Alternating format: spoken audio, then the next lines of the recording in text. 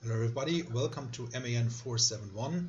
My name is Roland and these are the slides I used teaching fundamentals of project management between 2017 and 2019 at International Business School in Suzhou.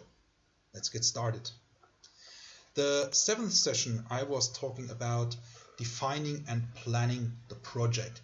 So before we can start with actually working on the project, we need to define, well, what is this project actually about? What do we want out of this?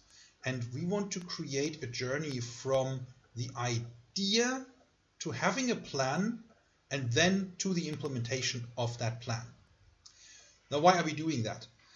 Even if the project is a great idea, it doesn't mean that we can actually implement it. And if we can't make it happen, spending time on doing things that are not going to happen is a waste of resources. Can't let that happen in a world where resources are increasingly scarce. Now what we are looking at, we are trying to see what is actually the scope of this project. We are creating a project management plan and finally and ultimately the project plan. So what do we need for scope management? We need to collect all requirements and define what is this scope about. We need to break it down into single pieces of work that are manageable, which are called work breakdown structure. And this document then allows to approach the client and say, is this what you want? Please approve this. It's also important to have the client actually approve of what you are planning for them in terms of change control.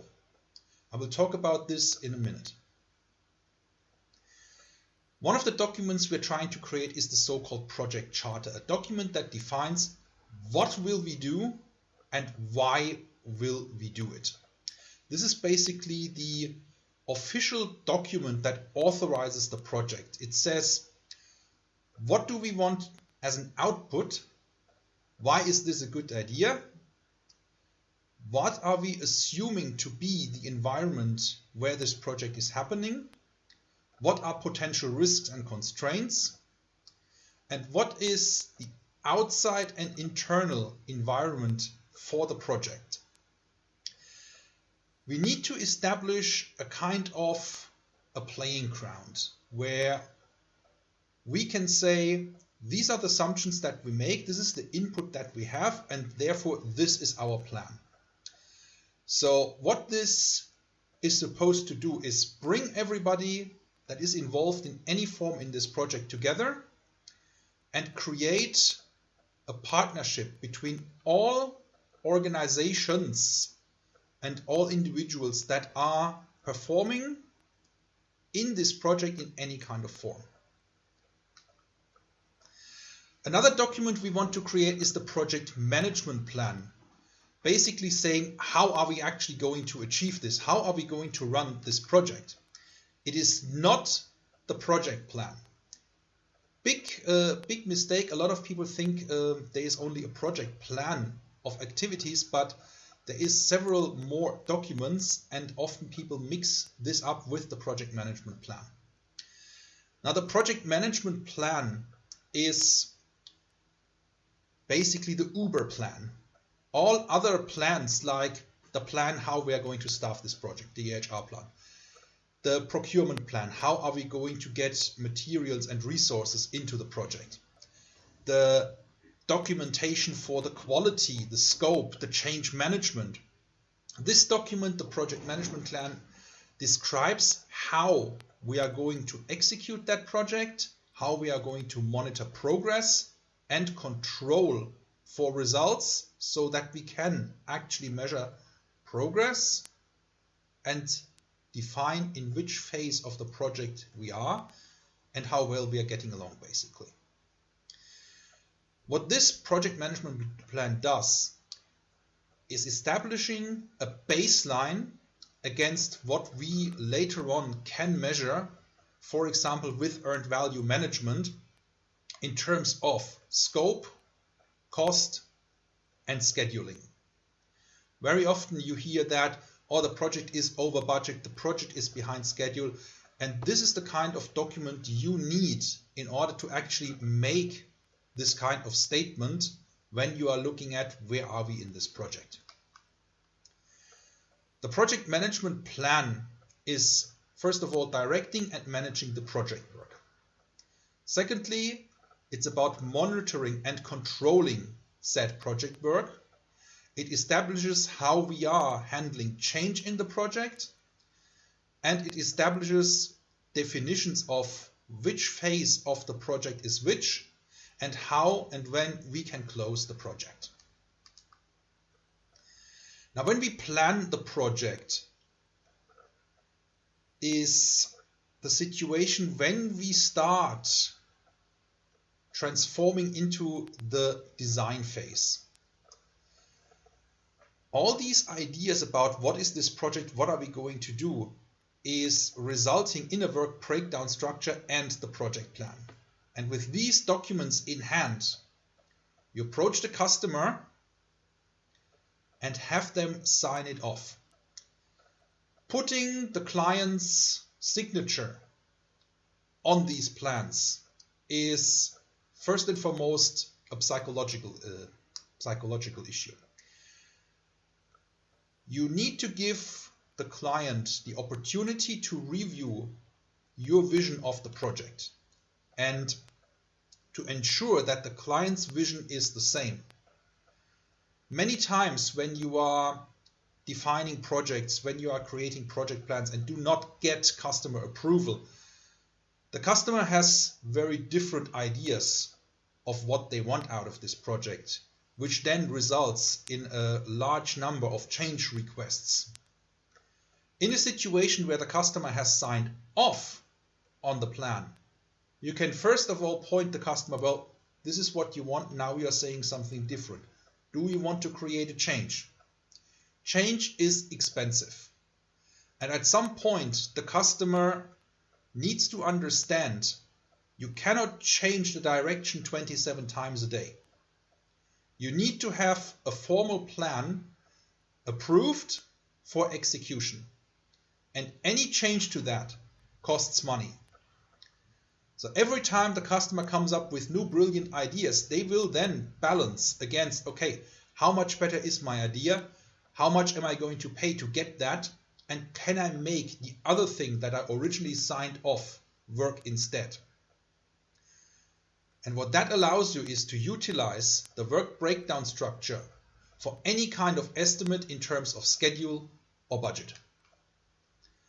And this is what such a work breakdown structure looks like.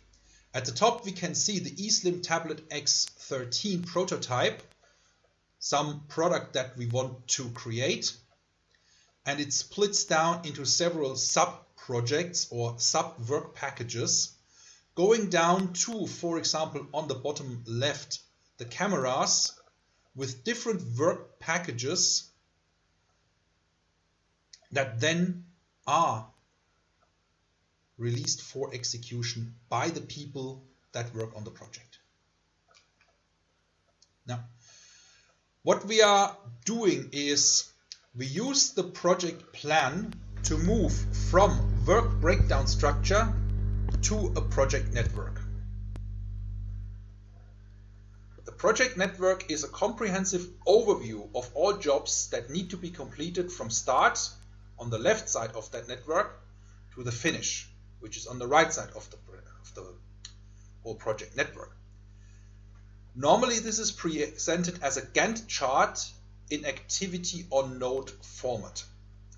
And this creation of this project network lets you see the critical path and it determines the actual project duration. There are rules for creating such a project network, the rules which you can read in our Larsen and Gray book, chapter 6. It's worth noting that in practice, your project management software will do this automatically for you and also identify the critical path. And this is what it looks like in practice. We start with our application approval for creating the call business center. which then splits into three distinct work allocations, namely construction plans for what we are going to build, commissioning a traffic study, and a service availability check. All of these then move forward to activity F, commission approval, and E, staff report. And you can see activity B, construction plans, moves forward into E and F, as the traffic study moves into F and E as well. Now, E moves forward to the final activity occupancy of the finished building, but obviously we can't occupy the building before we are constructing it, which is why F moves into G, which is the construction of the building, which then moves into occupancy H and the end of the project. Now, such a project network can be seen as a consecutive flow of tasks with an inherent logic that goes from A, B, C, D, E, and so on and so forth. So obviously you can't move into a building that is not constructed yet. So from occupancy you go to construction. You can't construct anything that hasn't a building permission. So you go back again to building permission. You can't get a building permission if you don't apply for it. And to apply for it, you need to have a plan of what you want to do, which ends us up on the left-hand side with start of the project. Now, when you are creating a house, when you are building a house, the first thing you usually do is you draw a plan. When you have the plan and have approval to build your house, you pour the foundation, then you build a frame, you finish the exteriors, you finish the interiors, and then you move in. You can't move in before exterior and interior is finished. Potentially you will have some overlap between 4 and 5, that you can start finishing some interiors before all exteriors are finished. That depends on the actual project, and you can see you can even split a task like finish interiors into many subtasks. This is also an example of a burst activity. And the next slide, you can see a burst activity is an activity that bursts into several different activities that can all happen at the same time. A merge activity is then an activity that can run together with other merge activities and essentially merge into the same activity on the right hand side, which in this case is a blank.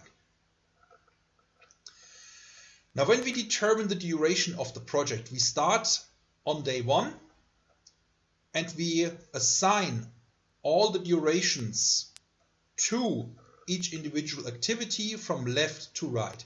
This determines the earliest start and the earliest finish that each activity can have.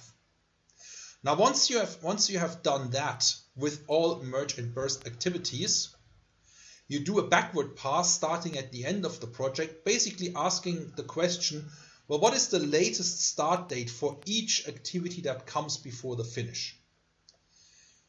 This is used to determine the slack, in other words, the flexibility each individual task has, so that you can say, okay, I can delay this activity for a day or 2 and do something else, or I can have a delay without, and that is the important thing, without actually prolonging the project as a whole.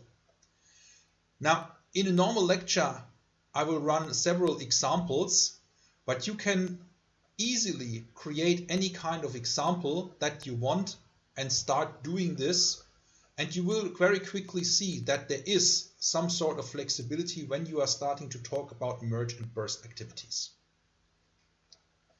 Thank you very much for your attention. I will see you the next time.